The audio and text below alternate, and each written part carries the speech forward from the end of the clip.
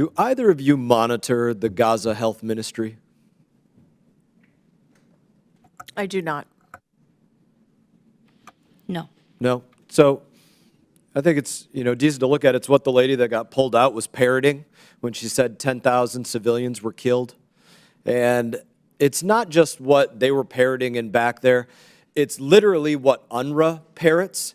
And then when UNRWA parrots it, it's what Al Jazeera and New York Times and BBC and everybody else, it's what everybody else starts parroting. And I'm going to read you directly from them what they want everybody to parrot. So accordingly to the Gaza Health Ministry, 9,770 people have been killed. This is in Gaza. 70% were women, children, older persons. 24,158 people injured.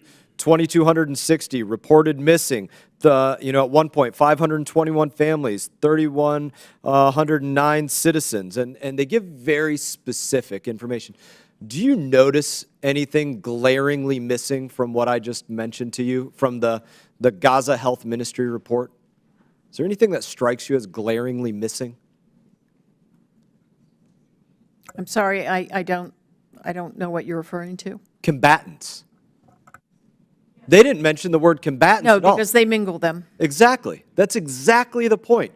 They expect the world to believe that all these people and these groups that they're dividing up to families and older persons and children, which they consider anybody under 18, and women, that none of them are combatants. That's what they want the world to believe, and that's what the United Nations goes out there and parrots, and that's what the media goes out there and parrots. So I want to get to a few of those points because it leads to a circle that's going on, and the circle is this. This shouldn't be provocative to anybody.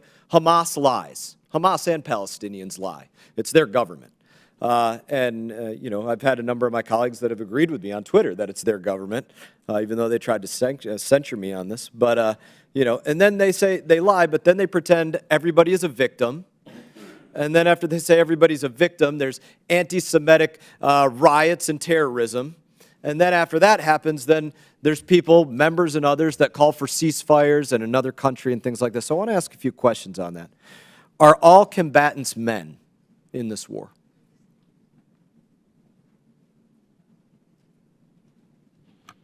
We're not on the ground and would not be in a position to confirm. Do you think they're all men?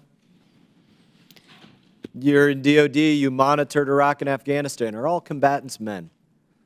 Generally speaking, all combatants are not men. Thank you. Are they all over the age of 18?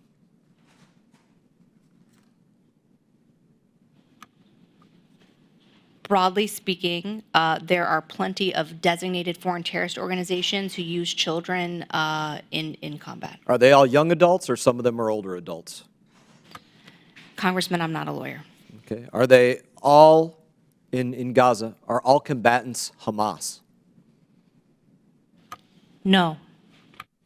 Are they only individuals that wear black hoods and green headbands? Hamas, just like any terrorist organization, Not certainly just Hamas. other organizations like Palestinian Islamic Jihad also, I'm sure, don't only parade in the streets in identifiable uniforms. That's right, and it's not just Hamas, like you just mentioned. Now, when I brought this up, which I think is very important to bring up, to identify who's innocent and not innocent, of which I absolutely acknowledge there are innocent people there, even though, again, that has been stripped from me from comments from my colleagues. When I brought that up, my colleague up here, who's missing now, probably conveniently, asked me if I was a member of the KKK. And one of my colleagues over here also tried to censure me for distinguishing between innocent and non-civilian and trying to actually look at who is and who isn't. And this is the big problem about that lie. That lie is actually worse than the Al-Ali hospital bombing lie that was told by Rashida Tlaib in the New York Times and the Associated Press, because that is a much more persistent lie that Hamas is begging, Palestinians are begging members of Congress to make. They're counting on the fact that people here won't try to distinguish that it's not just Hamas terrorists. it's also Palestinians, it's also women, it's also under 18, it's also older people. And when they do that, they get that circle of lies where they think everybody thinks over there they're a victim, and then they get the anti-Semitic riots and terrorism, and then they get the people calling for ceasefires and for making them a second state. And that's why that lie and these people unwilling to question that and yelling at me for questioning that are creating a much more persistent problem than even what Rashida Tlaib put out there. Hey everyone, thank you for watching this video. If you enjoyed the video, please click like and subscribe. I will be back on YouTube with more exclusive content, so stay tuned.